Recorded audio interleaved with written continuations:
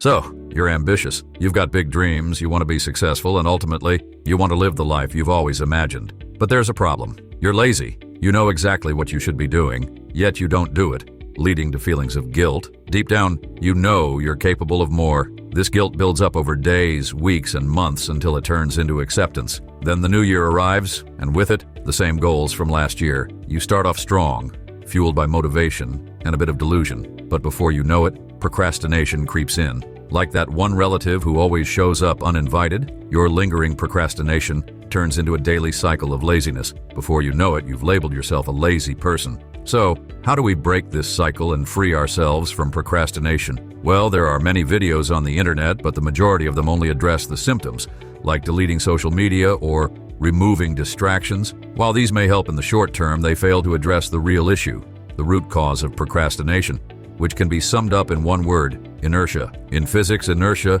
is the tendency for objects at rest to stay at rest, and objects in motion to stay in motion unless acted upon by an external force. This also happens to be Newton's first law of motion, and it applies just as much to tasks as it does to objects. Getting started on any task, no matter how small, requires an initial push and some amount of energy to overcome the resting state of inertia. And this is precisely the issue. We make this initial push seem so big and difficult in our minds that we avoid the task entirely and distract ourselves with cheap, dopamine-inducing activities. So, to break procrastination, we need to break inertia. There are two ways to do this. Getting started is the most difficult part, so make it as easy as possible by reducing the stakes and taking the smallest step forward. For example, if you tell yourself, "I need to sit down and complete my 5,000-word essay," the inertia is too strong because the stakes are so high. But if you tell yourself, "I'm only going to write 50 words, the feeling of inertia is much lower. Now it's pretty easy to get started without relying on willpower or discipline.